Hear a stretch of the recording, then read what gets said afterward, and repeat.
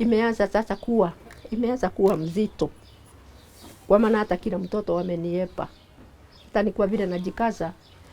Sitakagi kushikwa na stress ama kukimbia damu. Najipatiaga raha zangu kusikiza redio ama kutembea. Hii kitabu sasa nilikuwa nasoma. Akiwa ameenda. Sasa mimi nasoma tu. Alianza kujaza hizo forms. Haiko forms nyingine niliona hapo anajaza. Hapa mahali ya wife alikuwa anaandika separated. Hata picha za bwana yangu nawekaga hapa, namuombea kila siku ndio Mungu amguze nirudi laini yake. Na kuna mtu anatakaga shida nyingine. Unaweza anzia vizuri. Alafu mwishowe unalia kama vile nalia siku hizi. Kwa maana nilianza vizuri.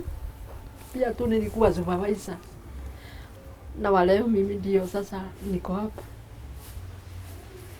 Nilikuwa nataidia watu. Sasa waleo niko hapa. Wakati sina nguvu, sina hata mali ya kukimbilia.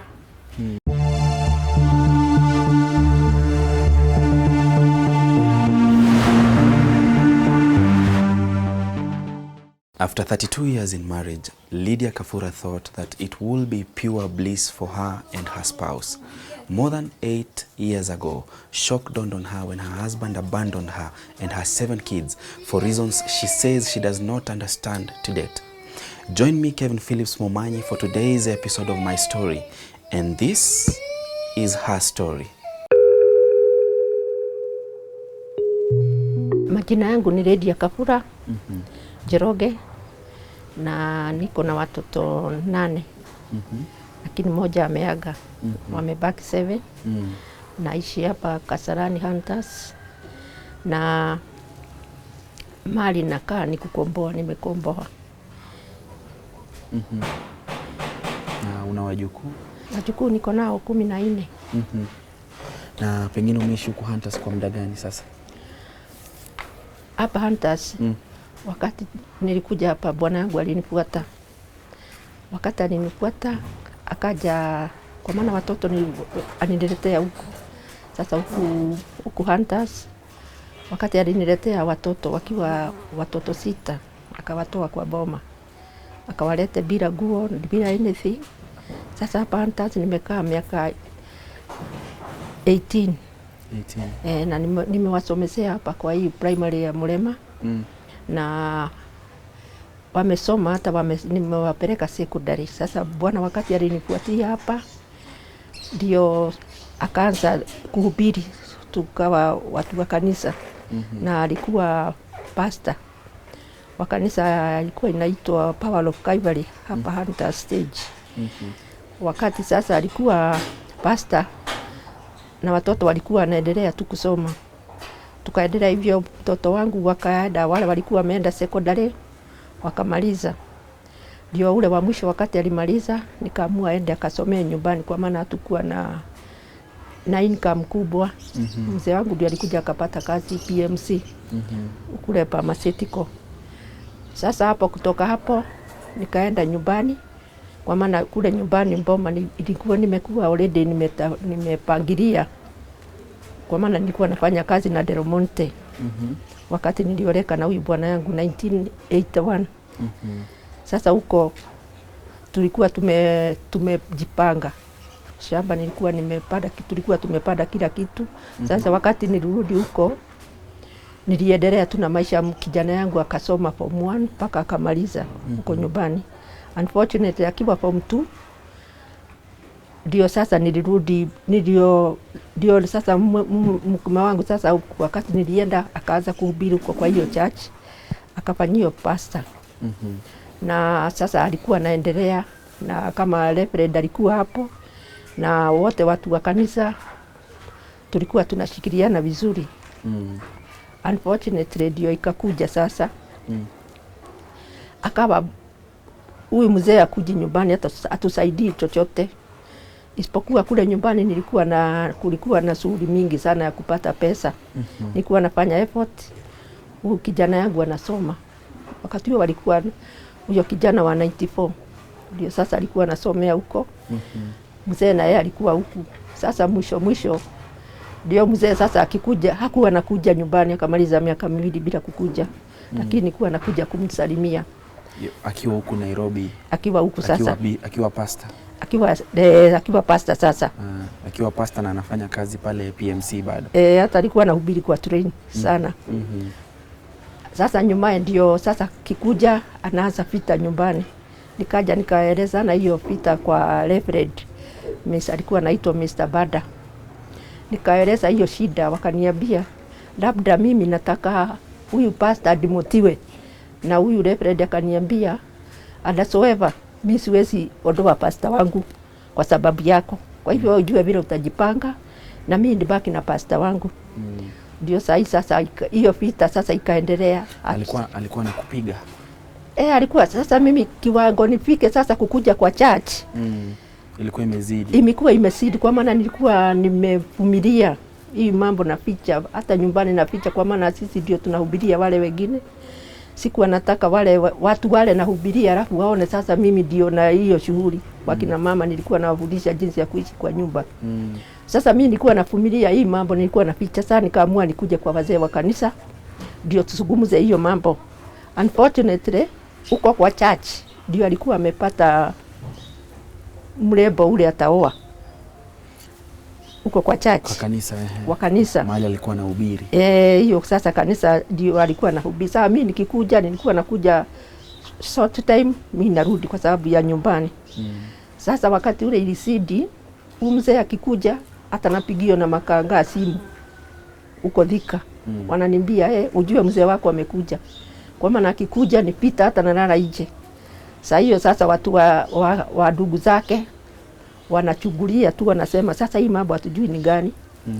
Sasa ndio ikasidi, hata wakati mwingine nilipiga nikienda kwa polisi huko pande ya Thika. Nikaambia kama unataka bwanako tumshike ulete 2,000 3,000, na mimi sikuwa na pesa by then. Sasa ndio tukarudi hiyo sasa akanipiga akachukua vitu akaenda nayo, akikuta ng'ombe anauza, akikuta kitu anauza analete pande hii. Sasa ndio msichana wangu na yeye akakuja akakufa wakati huo. Na kabla msichana wako hajaaga. Pole kwa hayo. Mzee wakati alikuja nyumbani umenieleza kuwa uligundua kuwa na msichana mwingine huko Nairobi. Katika ile kanisa ambalo alikuwa anahubiri. Yenyewe watu wa kanisa wakuwa nanielezea. Lakini mimi nilikuwa nakuja, nilikuwa naona watu wa kwaya wakiiba, wananiangalia. Sasa mimi nashangaa ni nini? Hata Reverend mwenyewe hajainita, hakuwa ananiita hata wakati mmoja nielezee kitu, lakini hii walikuwa naongea tu kwa meeting. Wanajaribu kueleza huyu mzee. Na ile maisha yote tumekaa na yeye, mimi sijamuona akiwa na shida kama hiyo. Although alikuwa sasa wakati huo ameingia alikuwa anataka asome, alienda kwa correspondence ya hii Bible. Hii ya Thika, alikuwa ananunua vitabu anasoma. Sasa wakati huo, wakati vita sasa ilianza, sasa ndio nikaja nikagundua wakati ya vita, wakina mama wengine wakanielezea polepole. Wakanielezea kuna mama anataka kuoa katika hiyo church. Sasa mzee akikuja nyumbani, nakumbuka 2012 alikuja na akatengeneza kalenda. Kalenda yenyewe ile inatengenezewa kwa cyber. Anachukua wamama wa kanisa, atu wanapigwa picha. Sasa analeta hiyo picha wakiwa na wamama na mama mwingine, lakini sio ule, kuni confuse. Sasa mimi mwenyewe sikuwa najua who is who. Sasa ndio sasa nikaja, wakati sasa nilikuja nikaonyeshwa huyo msichana, nikaambio anataka kumuoa na next week wanaenda nyumbani. 2012. Sasa ni 2012. Ndio sasa mimi sasa nikarudi nyumbani. Mzee nikikuja watu wa kanisa sasa wanaanza, nikauliza Mr. Bada kunaenda aje? Hata kama anataka kuoa mimi anipatie sare zangu ama anipatie freedom kwa boma. Akasema mimi lazima nitoke kwa boma. Hata iwe nini ama vile. Ndio sasa unfortunately ndio sasa msichana wangu akaja kafa. Ni sasa nikaelekezwa niende Mombasa. Msichana wangu alikuwa anakaa Mombasa, ule mkubwa, na alikuwa na wajukuu wake. Watoto sasa walikuwa 4 na ule mkubwa alikuwa 5. Nikabidio sasa tupigio simu. Huyo mzee wakati tulipigiwa simu ati huyo msichana wangu alikuwa mgonjwa na already amekufa. Mzee akusulika. Sasa watoto wangu walikuwa nafaa washa hapa Rwasambo, na mwingine alikuwa anafanya kazi ya mjengo. Wakachanga pesa ndio nikapata fare ya kwenda Mombasa. Nilipofika kule Mombasa, mzee naye baada ya siku moja akatufuata huko. Watu wa Mombasa walinisaidia sana na nikaweza kuleta huyo msichana yangu mpaka huku nyumbani. Hata siku anajua mzee anaweza kumsika, lakini kule Mombasa alizungumza na watu wakamuuliza, tunataka kujua hii mwili inapelekwa wapi, kama iendi nyumbani sisi watu wa Mombasa tutajua vile tutafanya. Hapo ndio sasa huyu mzee aliyesema hii mwili itapelekwa nyumbani sasa huko kwa boma yangu, na kapeana mahali tasiko. Immediately sasa alipiga simu, mimi nikawa sasa roho inaanza kurudi. Mzee labda atakuwa na ukali kwa maana amesema msichana asikwa huko. Tulikuja tukasika huyo msichana, lakini mzee hatukuzungumza chochote, hata kwa kufanyio maombolezi nyumbani. Maombolezi yote ilitengenezwa na watu wa Mombasa. Na hajaniongeleza wakati huo. Mimi sasa nikarudi. Wazee wale wa Mombasa wakapaga lazima nirudi kwa sababu ya wajukuu. Kwa maana mama yao ndio alikuwa breadwinner na hakuwa na mtu wa kumwakalisha watoto. Mimi saa hiyo na huyu mzee akaambia watu nilipokwenda Mombasa hiyo nyumba yake haitafunguliwa. Sasa hiyo nyumba alifunga na kufuli. Nguo zangu zote, kila kitu yote kafungia, hata wakati amefunga hiyo nyumba. Nilipoenda Mombasa sasa baada ya kumaliza mazishi. Baada ya kumaliza mazishi. Alikuwa anasema hiyo nyumba afungui. Sasa mimi ile basi ilikuwa imetoka Mombasa. Ile ilikuwa imechangiwa na watu wa Mombasa, mimi nilirudi nayo na wajukuu wao, kwa maana walikuwa wamekuja sasa kuzika mama yao. Na mimi tangu siku hiyo mimi sijaona hiyo kaburi ya msichana yangu tangu 2012 Februari 4. Tulimsika tarehe 4 Februari. Ndio sasa nikarudi huko. Nikaangalia watoto, mzee hata nikimpigia simu achukui. Nikiongea na yeye ataki. Ndio sasa tukakaa kule na kufika kule Mombasa hivi immediately. Huyu msichana wangu akapigiwa simu, ni huyu Guka. Sasa mwangu anamuita Guka. Akapigiwa simu. Akaambia, wewe tafadhali usirudi Mombasa na shosho yako. Kwanza rudi ukuje, niko na jambo nataka kukuelezea. Sasa wakati huyu siku alielezewa hivyo, unaona sasa tunateremka tunaelekea Mombasa tukiwa hapa ya kuelekea Tegera. Huyu msichana alitoka akasimamisha gari, akaulizwa ni watu nini, akasema Guka amesema nirudi na mimi lazima nirudi. Ndio sasa huyu msichana wangu akarudi. Wakaenda wakaongea, sijui aliambia watoto nini, kwa maana hao watoto hata wale wanizungumzia. Sasa walipofika Mombasa, huyu msichana kukuja the third day alikuja akasema wanahama immediately. Na mimi sasa hiyo sijui Mombasa na wanahama. Sasa wakakuja na lori wakapaki kila kitu. Huyu msichana anatuambia mimi na mahama shosho nahama. Wakapaki everything. Na ni mjukuu wako? Ni mjukuu wangu, tena nimewalea hata wao. Nahama. Sasa walipohama watu wa area wa jirani sasa wakaja kusema haiwezekani. Shosho huwezi toka hapa. Wakanichukulia vitu, wakaambia huyu mjukuu mpatie angalau kitanda na tusufuria kidogo ndio awe anawatazama mkiwa bali. Kwa maana mtoto alikuwa miaka 2. Na mwingine alikuwa wa standard 1. Na mwingine alikuwa form 2, alikuwa anasomea Mtito wa Day. Sasa huyu msichana mimi nikaachia hiyo vitu. Ile pesa nilikuwa nachagio nikakoboa nyumba hapo Baburi. Nikakaa hapo Baburi. Hao sasa wameenda. Sasa mimi watu wa huko wakaniambia tutatafuta bachelor nini kila kitu wasome.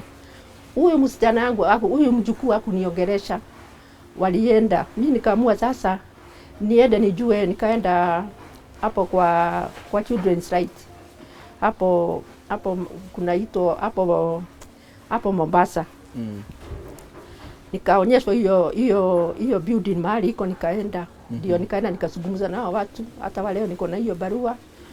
Huyo siku akaitwa lakini hakukuja kwa maana nilikuwa nataka nijue watoto sasa watakaa na nani, wasikuje alafu wanaumiwa. Nikaenda sasa, ndio mimi nikapatiwa barua, naye akaitwa. Alikuja baada ya miezi miwili, akaja akapatiwa barua na akasema atakaa na watoto. Mimi tangu siku hiyo watoto sijaongea na wao, hawajaongea na mimi. Hata nikiwapigia wanachukua tu lakini hawaongei. Ndio sasa nikarudi nikakaa huko. Huyu kijana akaanza kusoma, alikuwa form 2. Hiyo ni 2012 bado. Sasa hii sasa ni 2014. Wakati mama yao tulimsika 2012. Mama yao tulimsika 2014. Shida ilianzia 2012. Okay. Msichana sasa hii ya kifo sasa ndio inaendelea. Tukasika wakati sasa mimi nilikuwa huko Mombasa, nikarudi. Sasa nikaonelea sasa nakaa hapa na huyu kijana na yeye ako boarding. Mimi kurudi huku nikafika wakati kulikuwa na hakuna gari za Mombasa zinatembea usiku, ndio nilikuja hapa kwa mzee. Hata alinifukuza usiku saa 8 wakiwa na mzee wa kanisa. Baada ya sasa kunifukuza, ndio sasa nikaanza nikaandikwa maid. Kwa maana nyumbani alisema nisiende atanikatakata, na akabita watoto wangu wote miti na kawaambia mama yako asiwaingia kule. Nikaandikwa hapa maid hapa Hunters. Ndio niliandikwa maid na kasichana kadogo kalikuwa na watoto wawili. Hapo nikafanya miezi 5 nilikuwa naangalia watoto wake. Sasa bwana yangu tu immediately akafutwa kazi na alikuwa tu anahubiri. Wakati ule sasa alihubiri, aliendelea kuhubiri, ndio sasa akaenda nyumbani, akafutwa kazi, akaenda nyumbani na huyu bibi. Huyu ambaye alioa. Yule sasa alioa. Sasa huyu bibi huyu alikuwa na watoto wake 3. Huyu bibi wa pili. Huyu bibi wa pili tayari alikuwa na watoto 3. Alikuwa na watoto 3. Sasa huyu alikuwa na waacha kule nyumbani kule Kakamega. Na huyu bibi sasa kwa chachi ndio alikuwa anawapikia chai, unaona. Na sasa bwanangu alikuwa ni mhubiri sana. Sasa alikuwa anahubiri kati ya kumpatia tumaji. Huyu mapasta walikuwa wanapelekewa. Sasa hapo kati ya hapo ndio shida sasa ilianzia. Hataki kunisikia, hataki chochote. Alikuwa anasema niende. Sasa tukajadili, sasa tukaishi hivyo tu. Na watoto alipata watoto wamezaliwa kati ya 2012 na 2015. Watoto hao hapana. Hao watoto 3. Watoto walikuwa wa huyu bibi. Walikuwa huyu bibi. Walikuwa wa huyu bibi. Wote 3. Wote 3. Okay. Bwanako hakuwa na mtoto na hakuwa na mtoto na yeye. Okay. Lakini mimi sikuwa na shida na huyu bibi. Kwa maana wanaume wanaoa mabibi wengi. Okay. Sasa sikuwa mimi nilikuwa nataka tu nipatio starehe yangu ya kukaa kwangu. Kama bibi wa kwanza. Sasa ndio sasa huyu bibi wakaja wakaweka kazi hapa Githurai. Baadaye wakahama sasa. Wakahama na huyo bibi wakaenda nyumbani. Kutoka hapo huyo bibi kule kwa kanisa walikuwa wamefukuzwa kwa sababu wamefanya dhambi. Na mimi pia tu nilikuwa naenda kwa hiyo kanisa. Sasa wakafukuzwa kwa hiyo kanisa. Reverend akawaambia hiyo haiwezekani. Ndio sasa wakarudi kule nyumbani. Kwa nyumbani ni wapi? Hapa Thika. Sasa mimi kama bibi nikajikaza tu, nikaambia watoto huyo ndio baba yenu, na hata watoto walikuwa naenda kumuongelesha, wanaongea naye, wanapatia kila kitu. Mimi nikawaambia baba yenu wakati itafika atachange. Kwa hivyo mimi wakati wote nilikuwa najua atakuja change. Unfortunately ilikuja sasa ikakuwa wazi mama yake wakati alikufa. Sasa watu wa kijiji wao familia wakaniambia Mama Susan, heri ukuje urudi kwa boma hata watoto wangu. Wakati mama yake alikufa tukaenda huko. Wakazi wa mazishi ikaisha. Hata kwa moja yake unataka niende. Ndio sasa akatoka na panga. Akanikuta asubuhi hiyo tukipagia huko hiyo mchanga hiyo watu walikuwa wanatayarisha mazishi. Ndio alikuja na panga. na wafanyikazi walikuwa huko, wale walikuwa wanafanya kazi kwa hiyo shamba. Asubuhi hiyo akanikuta huko kwa kitchen ya shosho, akasema atanikatakata niishe kabisa. Hata mimi nilikuwa nangojea kifo. Sasa wakati aliondoka hapo, wakati mimi ninyamaza kabisa, nikakimia, nikasema sasa Mungu, nilikuwa nangojea kifo. Ndio sasa akaweka panga chini. Alikuwa amekubebea, anataka kukata? Kunikata kabisa. Nilikuwa nainua hiyo panga, hata wale walikuwa nje walikuwa wamepiga duru. Kutoka hapo ndio sasa akakatakata ile madizi na ile miti. Akakatakata huko kote, kwa maana mimi sasa wakati nilitoka nilichukua bagi yangu nikachomoka na nyumba nafunga tu kabisa. Nikaenda kwa sister yake. Sister yake akaniambia, hapa huwezi kukaa. Wewe ujue mahali utakaa hapa, sasa kukutwa na bwana wako mimi aniue. Aya, kutoka hapo mimi nakimbilia kwa jirani. Au majirani wananiambia, sisi hatuwezi kukuweka hapa.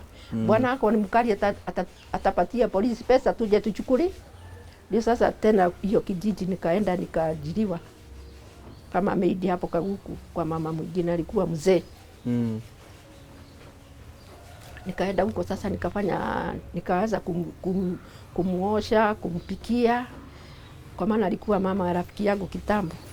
Hii ni mara ya pili unakuwa maid? Mara ya pili sasa. Kwa maana sasa watoto hata wanaanza kuniingilia, wananiuliza, madhe mnaulizanaga nini na dadi? Ni shida gani? Wewe mama kuja, tunakusaidia, tunalipa nyumba. Lakini sasa ule kijana mdogo huyo wa 94, huyo alimaliza form 4, akawa amepita. Sasa yeye akaja hapa guka yake sasa, huyo baba yake akamlipia kozi zote akasoma. Last year akamlipia kozi ya plant operator akasoma zote.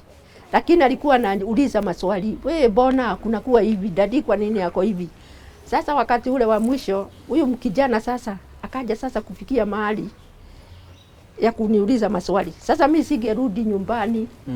Huyo kijana alikuwa ananiambia, wewe madhe wewe ndio mbaya.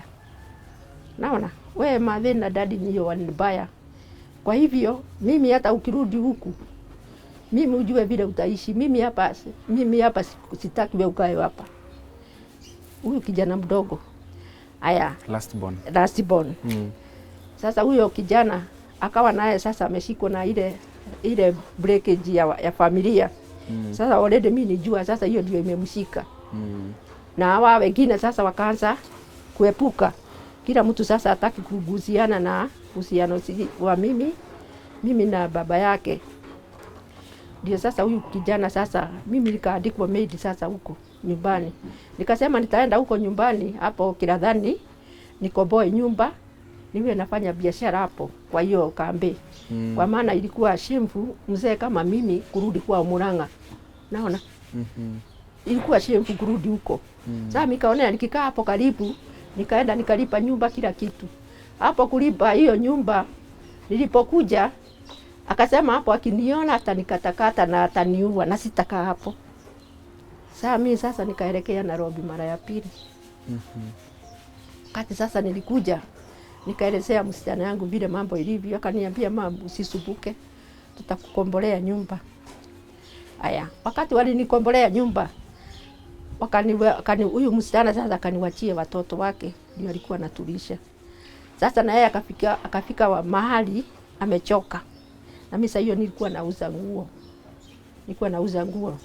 Na iko mahali nilikuwa nauza nguo natoa Gikomba nauza.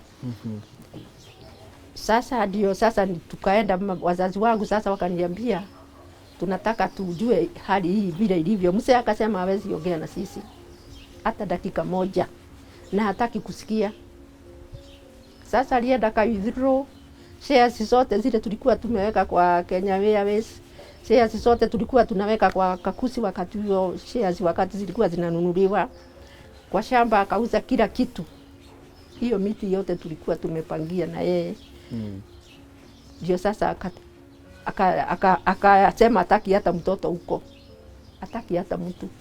Saa hii ile shamba ilikuwa huko Kigumo. Hiyo akaenda akauza. Kila kitu aliuza.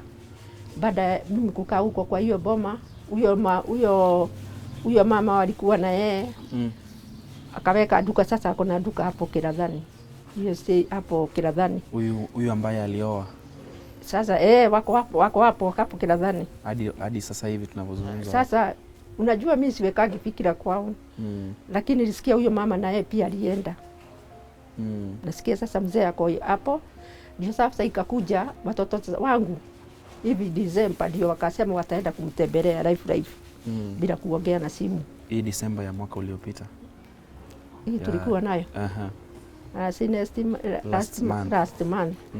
Sasa ndio walienda wakakuta mzee yako na kila kitu ako nacho, na akawaambia huko wakae starehe, lakini mimi sitawahi kuingia huko. Hata picha za bwana yangu nawekaga hapa, namuombea kila siku ndio Mungu amguze nirudi laini yake. Shosho, kuna ule atauliza shida ni gani? Wewe mwenyewe, wewe na mume wako mlikuwa na shida gani katika ndoa? Tulikuwa tumeishi maisha mzuri sana. Hata hatujashukiana, kwa maana wakati nioleka mimi ndio nilikuwa na salari kubwa kumshida.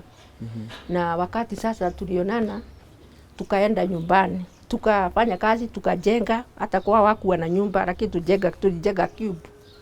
Tukaanza maisha. Na mimi hata sijaenda kwa duka kununulia watoto wangu nguo. Yeye ndio alikuwa anafanya hiyo kazi. Tuliheshimika, tulikaa vizuri. Lakini wakati alianza wakati alikuwa pastor, watoto walikuwa nasomea hapa Mulema. Wakati aliingia hii college, unaona hapa aliingia college ya correspondence ya pastor. Ya pastor hivi hapo. Hapo ndio mambo ilianza kuharibika. Kwa maana wakati alienda huko alinunua vitabu. Kwa maana yeye ni mtu ambaye anasoma, hata si tulikuwa na vitabu mingi sana. Iko wakati tulikuwa tunauza vitabu. Hiyo vitabu alinunua huko. Hiyo vitabu mimi nilikuwa ikiwa huko kwa nyumba mimi nilikuwa nasoma. Wakati ule alimaliza hiyo kitabu, mwisho wa hiyo kitabu ilikuwa inaambiwa mtu ajaze. Kitabu gani? Hiyo ya Bible College. Unajua mimi sasa sikuwa nahusika, lakini yenyewe vitabu nikisoma naelewa. Nikaona upande moja imeandikwa Freemason, upande mwingine inaandikwa Real God. Sasa huyu mzee wangu wakati alimaliza, tukiwa hapa sasa, wakati tu anaendelea kuhubiri kule na anafanya PMC. Na mimi sasa hii hapa nilikuwa nauza boga. Hii kitabu sasa nilikuwa nasoma, akiwa ameenda. Sasa mimi nasoma tu. Alianza kujaza hizo forms. Haiko forms nyingine niliona hapo anajaza. Hapa mahali ya wife alikuwa anaandika separated. Sasa wakati hiyo forms sijui kama alipeleka ama kulikuwaje, lakini immediately wakati alisoma hiyo Bible study hiyo ya sijui ya nini, ndio mambo ilianza kuharibika. Wakati ulikuja ukachungulia hizi form ukaona amejaza separated, ilikuwa kwako vipi? Wakati huyo alijaza, tulikuwa saa hiyo ndio mateso ilikuwa inaanza. Ndio wakati alikuwa anaanza kupiga. Sasa hiyo ndio sasa alikuwa anaanza kunipiga. Na hapo ndio sasa shida ilianzia. Kulikuwa 2011. Sasa wakati huo alikuwa nasoma hiyo. Ndio sasa alikuja sasa mpaka kanisa, ikaja sasa 2013 ilikuwa tu kusukumana, kupigana nini kwa kanisa kwa boma. Kwa kanisa kwa boma. Unaona? Sasa hapo ndio alisijui kama hii kitu ilimgudhu, akikuja nyumbani ni vita. Na wakati alikuwa anakuja nyumbani, alikuwa naenda iko mahali alikuwa amechagua, alikuwa anakuja mahali alikuwa anakuja, anaenda nakaa anaongea hapo. Wapi? Huko kwa hiyo shamba yangu. Mimi sikujua anasoma nini, lakini nikamfuata nikaona iko mahali alikuwa naenda, na siku moja akakuta kama nimechoma hapo, nikachomea majani hapo. Sasa hapo ndio moto iliwakia kabisa. Akaniuliza nani alichoma hapa? Nani alichoma hii majani? Mimi nikamwambia ni mimi. Sasa unaona, hapo sasa ndio furugu ilianza. Sasa kijana yangu wakati kulianza hivyo, Rasia akaenda nyumbani. Huyu sasa wa Rastibon akamwambia rudi nyumbani ndio uwe unachunga boma na ndio nikutafutie kazi ya plant operating. Sasa kijana yangu akaniambia mimi mama naenda. Nikamwambia huko ukue mtu mzuri. Utuze boma hata sisi tutarudi huko. Kijana yangu sasa akarudi kwa boma, tukamwambia kwa heri. Hiyo ni mwaka gani? Si ni last year. Aha. Last year mwezi wa 3. Kijana yangu akaniambia mamu, hebu mimi nirudi. Alikuwa anafanya car wash. Akarudi kule. Huko wakati alienda akakuta mzee. Mzee akamwambia hiyo boma nenda utengeneze. Kijana wangu akafieka, akatengeneza fence, akatengeneza huko. Kulikuwa kuna jengo nyumba nyingine hapo, alikuwa anajenga nyumba. Sasa bibi huyo sasa alienda. Sasa kijana yangu anamsaidia kazi ya duka, anakuja anaangalia wafanyikazi. Kijana yangu siku moja ndio alikuja. Huyu kijana wangu aliniambia mwembe moja ilikuwa imelalia nyumba, hiyo nyumba yangu mzee. Huyu kijana sasa akakata vipande. Alipokata hivi vipande ya maembe ile ilikuwa imelalia. Haya, hiyo afternoon akaona nyoka. Akaona nyoka kubwa. Ilikuwa kwa hiyo nyumba yangu ya zamani. Hapo kwa roofing. Karibu na mahali ulichoma yale majani. Hapana, sasa sio kwa majani. Hapo kwa nyumba ya roofing. Okay. Sasa ndio hapo huyo kijana yangu aliona nyoka. Kijana yangu ako na nguvu. Akaruka. Akachukua mti mara moja. Akatwaga ile nyoka, ilikuwa nyoka kubwa sana. Kulikuwa masaa ya saa 8, saa 9 hivi. Sasa na akaitoa kwa barabara akachoma. Mzee sasa kule kwa duka anaambia na wazee, hata tumekutana na kijana yako hapo wameua nyoka kubwa sana. Mzee akasimama. Ati nyoka imeuawa. Ndio akakuja speed. Sasa kijana yangu hata fare nikupatiwa alipatiwa na watu warudi huko. Akaanza kuchapa huyo kijana yangu. Sasa kijana wangu sasa maadhi. Dadi ananipiga, ananitupia ngumi. Sasa mimi ningefanya nini? Alikuwa anampiga kabisa, ati anataka hata yeye kumuua. Sasa kijana wangu hakuelewa, akasema sasa mimi nitafanya nini? Unakula mayai hapa unafanya nini? Kijana wangu sasa akatupia alikuwa kwa hiyo nyumba sasa ilikuwa imejengwa. Sasa mzee anamsukuma hivi, kijana wangu anamshika tu na mhodi namna hiyo. Anamwambia wewe msae, wachana na mimi. Wachana na mimi uniwezi, na mimi sitaki kukuumiza. Sasa mzee alikuwa anakuja na bokora kubwa. Sasa hii bokora alikuwa nayo. Wakati sasa huyu kijana aliachilia. Ikaje kagonga mzee hapa. Akatoka meno. Na huyu kijana yangu watu wa sasa wa area walikuwa wamejaa hapo. Wakina mama wakakuja. Wakasema hapo hataki damu imwagike hata kidogo. Wewe tushike. Wazee wa mama ndio walikuja wakashika mzee wangu. Sasa rasia mwezi wa 8. Wakamshika. Ndio huyu kijana akatoroka. Kijana wangu ni bagi yake alitoa. Akatoka. Ndio akakuja mpaka hapa. Mimi nikamuuliza ni nini? Mimi mambo ya mzee imenishinda. Na mimi huko sitarudi. Nikamuuliza akaniambia, nikapigia watu wa nyumbani wakaniambia, we ile mambo tumeona hapa hatutaki kuiona tena. Kwa maana huyu mzee anasema atamaliza huyu kijana na hataki kumuona huko. Sasa kijana ako huko ako Thika, sasa huko alitafuta kazi ya kibarua. Anafanya nini? Ndio anafanya huko kwa car wash. Kwa car wash. Lakini ako na certificate zote. Na sasa pengine unaona ni kama mzee alikuwa amejiingiza katika mambo ya kishirikina ama vipi? Sasa hii kishirikina ni kama kwa maana mimi namjua. Ni kama alijigiza kwa hii mambo. Immediately alienda kwa hiyo college. Ndio mambo ilianza kuchange. Hii college ilikuwa wapi?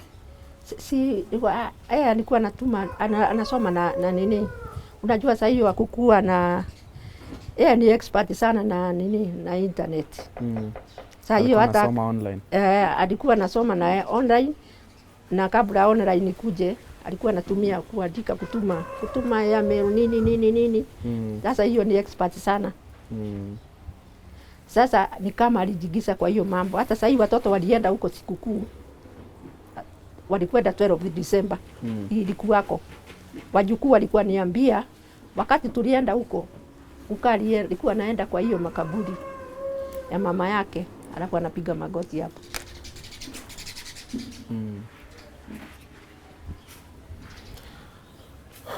Na pengine wewe umejaribu kuzungumza na yeye kumuuliza kwa nini nimejaribu hataki urudi nyumbani?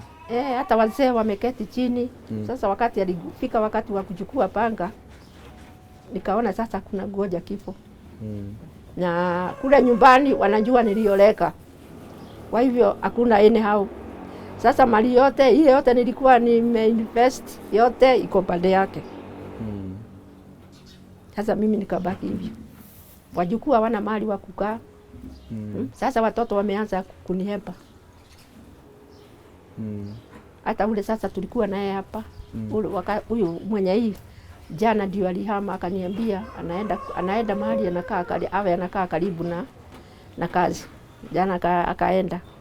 Akaniacha sasa kwa rumu hiyo yake. Na hiyo rumu haina kitu sasa. Hiyo rumu iko na kitu. Iko mahali kuna hiyo. Sasa wanatokaga hivyo wanakuacha. Mtu anaenda tu anakuacha huko. Sasa unaona nyumba ni kurent. Unahitaji mahitaji. Sasa akienda basi. Sasa hii unaishi kwa hiyo nyumba peke yako? Alienda jana. Alienda jana. Lakini alikuwa na sasa wajukuu niko nao. Mwingine anasoma hapa Mrema. Huyo sasa huyu ndiko nao. Na huo wao wengine wako Mombasa. Na wengine msichana yangu walipatia bwana yake kwa sababu kuna mahali ya kuwaweka. Hapa ndio tunalalaga. Manguo yetu tunapanganga hivyo. Na huyo mtoto mwingine namtandikia hizi yako kwa shule natandika hii mattress chini. Na wakati mtoto wako msichana aliaga, bado alikuwa na uhusiano mzuri na babake ama ilikuwa vipi? Hata wakati wa mwisho huyu msichana kukufa, alikuwa ananiuliza mbona mmenifanya hivi? Sasa sikuona nafasi ya kumuuliza tumekufanya nini. Hata hao wajukuu wanajua kifo ya mama yake ni mimi najua. Na alikuwa anakuuliza mkiwa wapi? Unajua kabla akufe alikuwa mgonjwa. Wakati kabla akufe nilikuwa nimeenda akaniita akanilipia fare. Alikufa 27 January. Akanilipia fare kutoka hapa mpaka Mombasa. Nilipoenda nikakuta ni mgonjwa zaidi. Ndio tukakaa naye wiki mbili. Akaniambia mama, ukitaka kwenda kununua chakula ya rais utanunua hapa Baburi. Lakini sikuwa najua ati anaenda. Sasa ndio alikuwa ananielezea, nyinyi mama, kwa nini mnanitesa? Sasa mimi sikuelewa ni kumtesa nini. Kwa nini mnanifanyia hivi?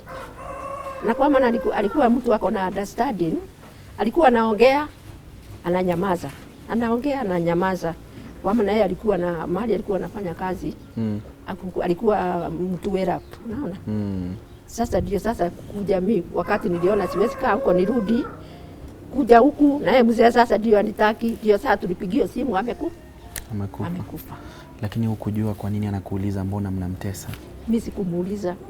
Kwa maana mimi nilikuwa nauliza. Huko naelewa. Sikuwa naelewa kwa maana mimi nilikuwa shosho hata akikosa pesa ya fee nikiwa na 3,000 namtumia. Kuna uwezekano ni labda ya mambo ambayo pengine baba yake alikuwa amejihusisha nayo ama vipi? Ndiyo mambo. Kwa maana huyu msichana alikuwa anaelewa. Lakini hawataka hata wengine, lakini hawataka kunijulisha ati nisiwe na pressure.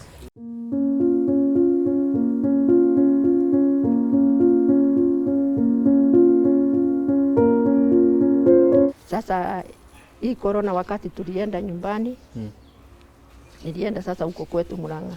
Sasa kule nao nilikuwa nafikiria labda nitaenda mama yangu anishike vizuri. Hiyo roho inatulia, inapiga. Sasa sitaki kuonyesha watoto wangu. Mimi naumia tu. Nikienda chache ati ndio nitasaidika. Unakuta unaambio anza ingia kikundi cha wakina mama. Sasa wakina mama mimi miaka yangu sio miaka yao. Unaona sasa hatuwezi kufuatana kwa chache. Sasa mimi nilikuwa tu nikizungumzia mtu anasema ai mimi siwezi sijui hiyo mambo inazaje. Kufika kule kwetu nyumbani na wazazi wananiambia wewe ndio mbaya, wewe ndio nini, my brother sasa wananiingia hata hii corona yote. Nilikuwa nilikaa huko miezi 9. Lakini hawakuwa wananichukua mamangu mpaka wakati wa mwisho alimfukuza. Mamako pia alikufukuza kwenu? Aliniambia wewe nenda. Rudi kwa bwanako. Hata brother zangu sasa wakaniambia, hiyo mambo sisi hatuwezi. Kwa maana uko na watoto. Sasa hawa watoto nao sawa wananiuliza, sasa mamu itakuwaje? Sisi hatuna nguvu. Sasa unaona tuko na familia zetu. Tumeshindwa. Sasa wakati huu imeanza kuwa mzito. Kwa maana hata kila mtoto wameniepa. Hata ni kwa vile najikaza. Sitakagi kushikwa na stress ama kukibia damu. Najipatiaga raha zangu kusikiza redio ama kutembea. Kutembea hiyo sasa ndio na mjukuu nikiwa naye natembea. Naona sina ati mafikirio mingi. Lakini nasikia saa ingine kitu ingine inakujiaga baya sana. Hata wakati nilikuwa nyumbani nilikuwa nashikwa na kitu ingine, mimi naambia hapana. Kitu gani? Si unajua mtu akiwa na shida unasikia mambo ingine inaletwa na shaitani. Wewe jifanye nini, unaona? Mpaka mimi naambia hiyo hapana, mimi hii mambo ya kujitoa hai. Kuna njia mingi sana Mungu anatumiaga. Ndio maisha yake ifikie mahali Mungu amepagia. Kwa hivyo mimi nimekaa kwa hiyo maisha. Mzee gari kule, msichana yangu sasa akamwambia, wewe tarehe 1 tutakuja na mamu huko nyumbani na watoto wangu na watakaa huko. Na huyu msichana wangu akanunua ng'ombe mwenye katoto. Akamwambia mamu anakuja huko. Akamwambia mkijaribu kumlete, unaona hii January 1 January, mkijaribu kuja na huyo mama hapa, mama yenu, mnaita mama yenu, mimi nitawakatakata nyote. Na sitaki kuona huyo mama yenu, hata heri kae kukuja kama utakuja na huyo mama, kama utakuja na mamako hapa. Sasa hapo ndio nilijua kweli vile anasemaga ni ukweli. Ni hapo ndio nilijua hapa sasa ni ukweli vile anasemaga. Kwa maana msichana wangu usisaidie mama. Mama anajua vile atajitafutia chakula. Akasema huko siingie hata kidogo. Sasa watoto sasa wameanza sasa kuniepa. Ule mkubwa, ule mdogo, wale wajukuu walienda, wajukuu hata iko wajukuu wengine tulipata. Msichana wangu alipatia mwenye watu wawili hata wajui mama yake. Kwa maana alinijuza sasa mama, hawa watoto tutawekelea wapi? Na tuna boma, hatuna popote. Sasa hivi watoto wanarandaranda huku. Hata huyo mmoja ni Shukura. Anasunguka hapa Hunters. Alikunywa huyo mbasa, alikunywa banki. Na mimi sina anyhow ya usaidizi. Sasa hivi sina nguvu. Kwa maana tu ninaendelea kukunywa madawa. Isipokuwa sasa wakati sisikii vibaya. Na sasa Shosho, pengine mzee wako mahali aliko sasa hivi anakusikiza. Ni sawa tu. Ungetaka kutoka ndani ya moyo wako, una nini ambalo ungetaka ajue? Mzee wangu. Mimi kama vile nilimwandikia message wa kurudisha. Mimi sijamchukua mahali popote ati kumchukia ama nini. Kwa maana wakati alinioa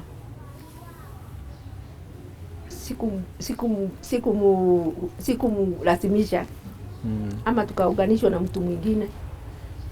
Ni sisi wenyewe tulipendana na tukaamua, akanipeleka kwao na mimi nikampeleka kwetu. Tukawa kitu kimoja, tukazaa watoto na tuna wajukuu. Sasa hii hao wajukuu hata waonage afurahi, kwa maana wajukuu sasa wote anakuja kwa Shosho. Sasa yeye pale anakaa ajue hatuna wajukuu sasa wanarukaruka huko. Shamba ni kubwa, kila kitu iko, lakini sasa akinitupa nje. Sasa watoto wanauliza tutaenda wapi? Tutaenda kwetu lini? Mimi naambia ngojeni. Kwa hivyo mimi simshuku yote, nimemsamehe yote. Yote nimemsamehe, yale yote amefanya. Yale yote hata mimi sijafanya jambo lolote ya kumshukisha. Kwa maana mimi najua huyo ndio Mungu alinipatia. Na yeye anajua mimi ndio bibi yake. Hiyo miaka yote tumekaa tangu 1981 kufikia wa leo. Na pia watoto wangu wanamzaa, jina yake iko. Na wangefurahia pia kuona guka yao wakiwa karibu nani. Sasa watoto wangu sasa wanaulizaga ni siku gani shosho na guka mtakaa pamoja tuone mnakula pamoja.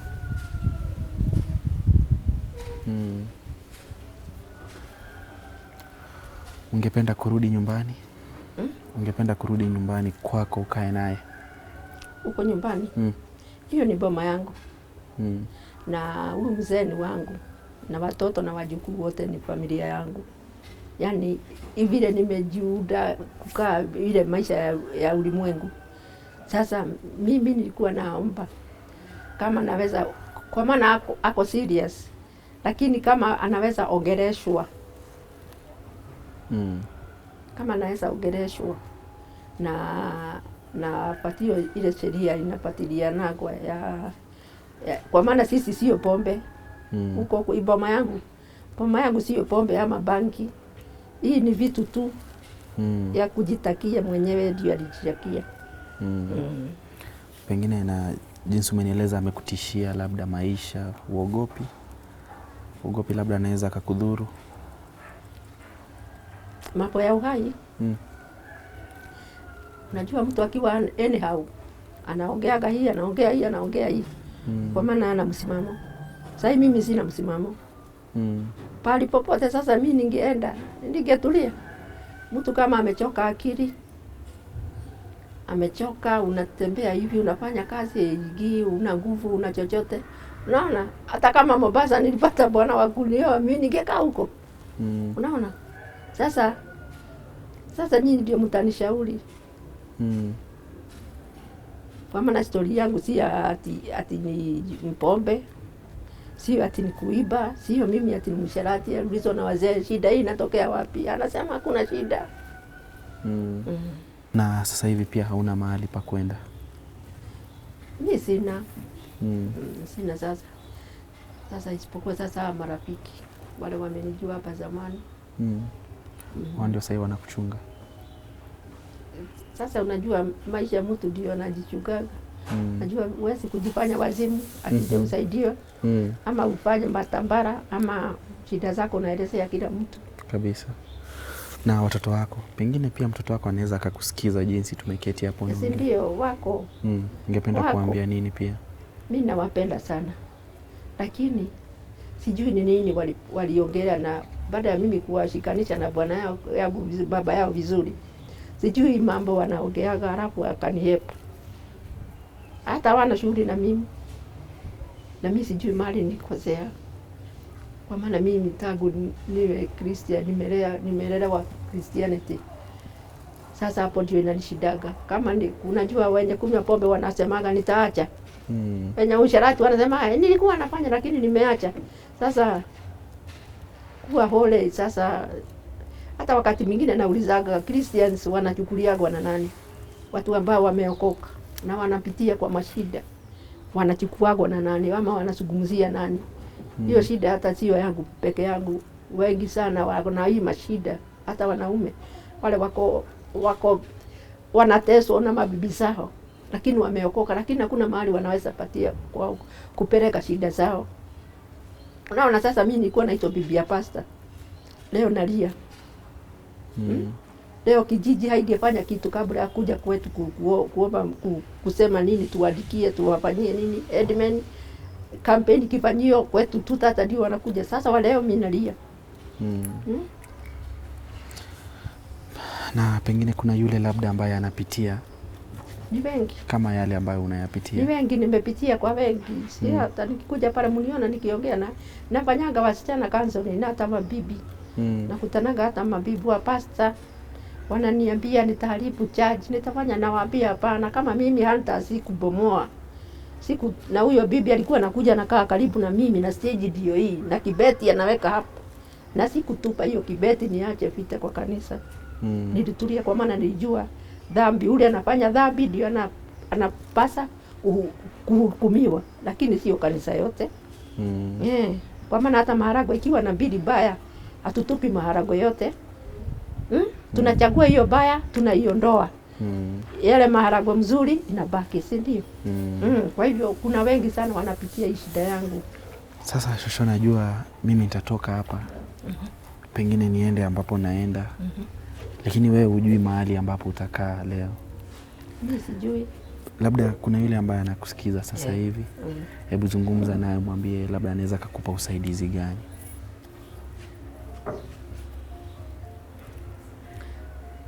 Wale ambao wananiangalia wakati huu. Yenyewe sina mahali ya kuishi ama ule mtu nitalilia kwake. Kwa maana nimezungumza na watu wengi, hata familia zetu. Na kuna ule mtu ananisikiza. Kwa hivyo usaidizi ule mtu anaweza kunipatia. Kwa maana hata wakati huu ni kujiweka nguvu tu.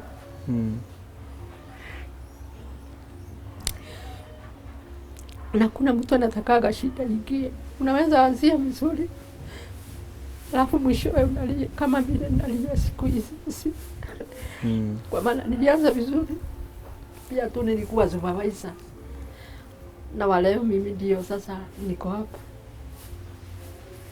Nilikuwa nasaidia watu, sasa waleo niko hapa.